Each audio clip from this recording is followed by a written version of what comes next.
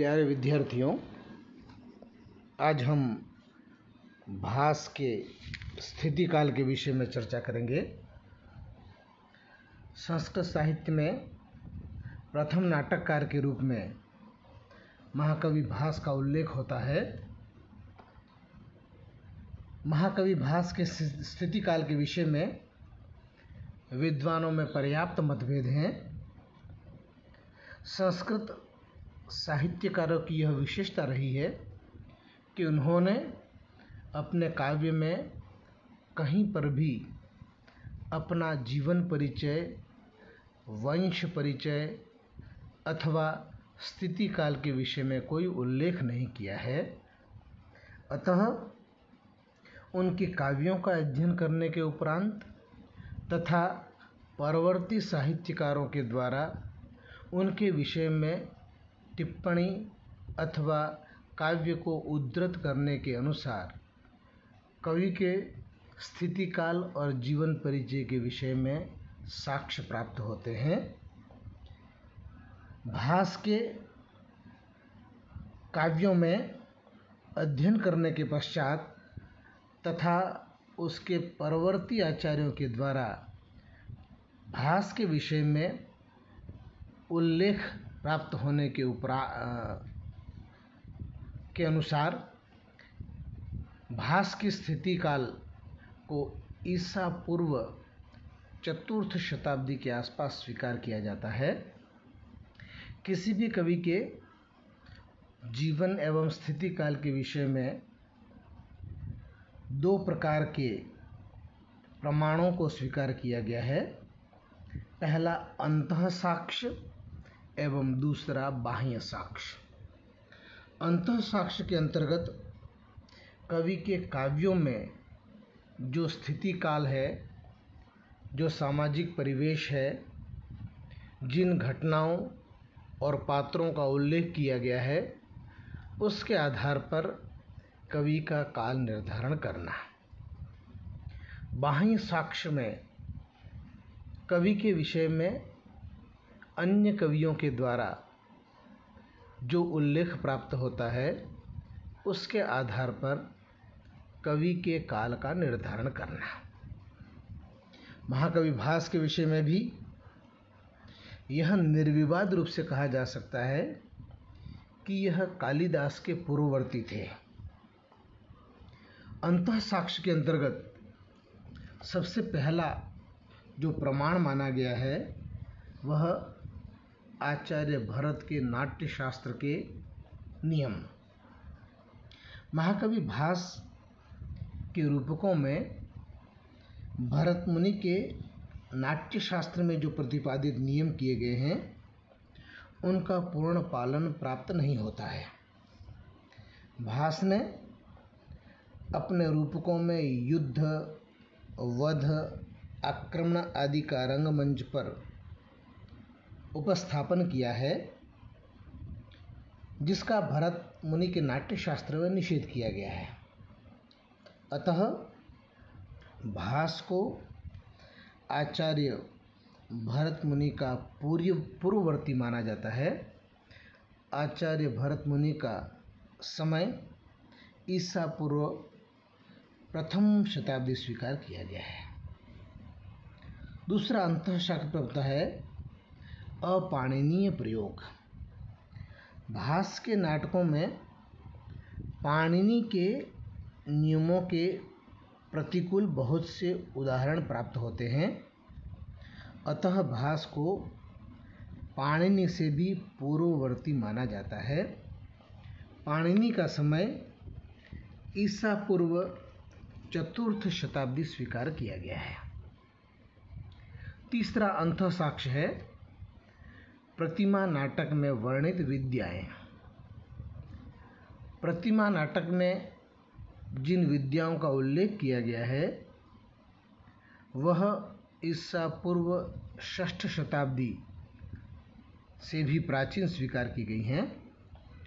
प्रतिमा नाटक में उल्लेख है भो काश्यप गोत्रोऽस्मि सांगोपांग वेदमधिये मानवीय धर्मशास्त्रम महेश्वरम योगशास्त्रम बृहस्पत्यम अर्थशास्त्रम मेघातिथेर्न्यायशास्त्रम प्राचेतसम श्राद्धकल्पम च।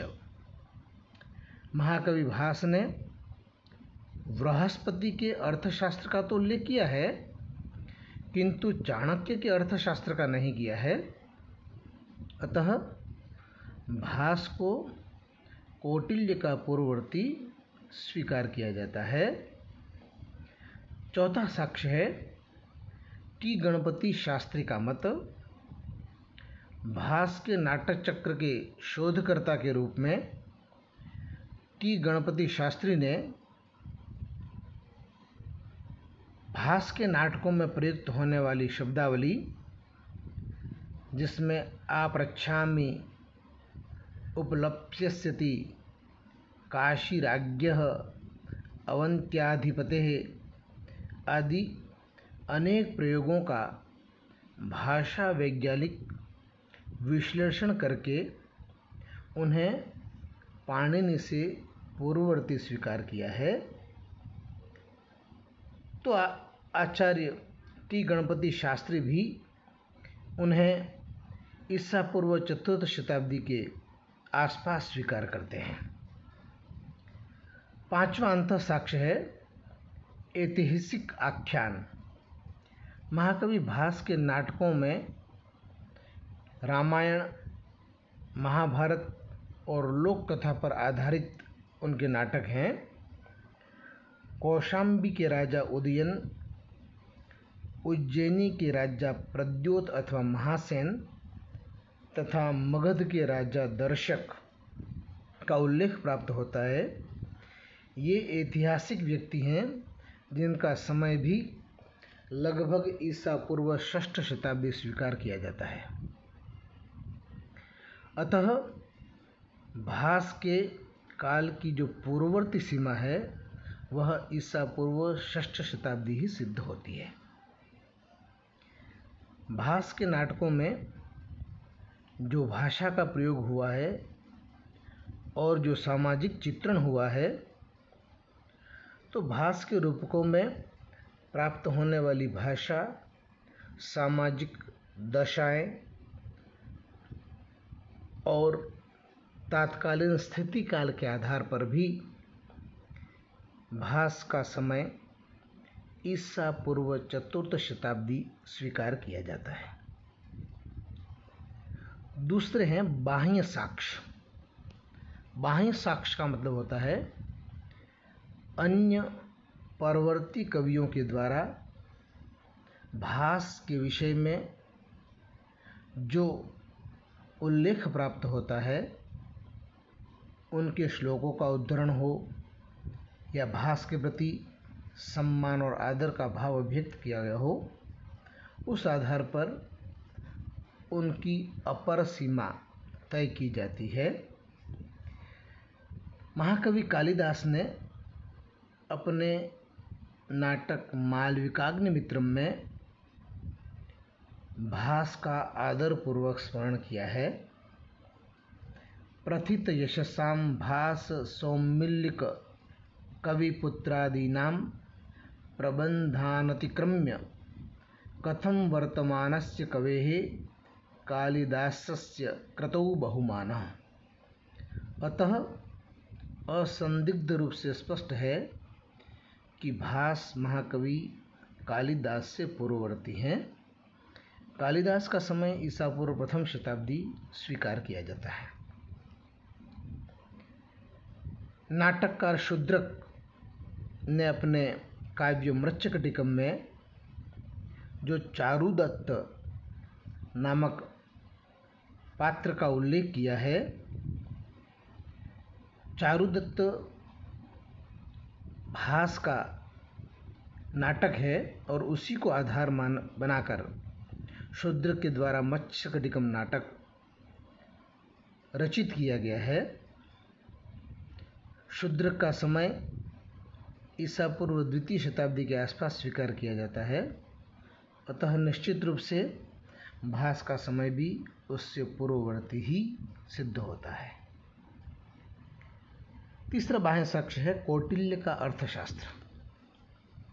आचार्य कौटिल्य ने अपने अर्थशास्त्र में अपीह श्लोको भवतः कहकर प्रमाण के रूप में 2 श्लोक उद्धृत किए हैं। उन 2 श्लोकों में से एक श्लोक महाकवि भास के प्रतिज्ञा योगेंद्रायण नामक नाटक से प्राप्त होता है। यथा नवम शरावम सलिलैः सुपूर्णम सुसंस्कृतं दर्भकृतोत्तरीयं तत्तस्य मा भूरनकं सगच्छेत् यो भरतपिंडस्य कृतेन युध्येत्। इससे भी सिद्ध होता है कि महाकवि भास आचार्य कौटिल्य से पूर्ववर्ती हैं और उस समय तक ये काफ़ी विख्यात हो चुके थे। इसके अतिरिक्त अन्य प्रमाण भी प्राप्त होते हैं, जैसे दंडी ईस्वी 6वीं शती, बाणभट्ट ईस्वी 7वीं शती, वाक्पतिराज ईस्वी 880 शती, राजशेखर ईस्वी 9वीं शती, अभिनवगुप्त ईस्वी 10वीं शती, भोजराज ईस्वी 11 शती, जयदेव ईस्वी 12 शती आदि कवियों तथा आचार्यों के द्वारा भी भास को आदरपूर्वक स्मरण किया गया है। इन सभी अंतः और बाह्य साक्ष्य के आधार पर महाकवि भास का समय ईसा पूर्व 4th शताब्दी स्वीकार किया जाता है।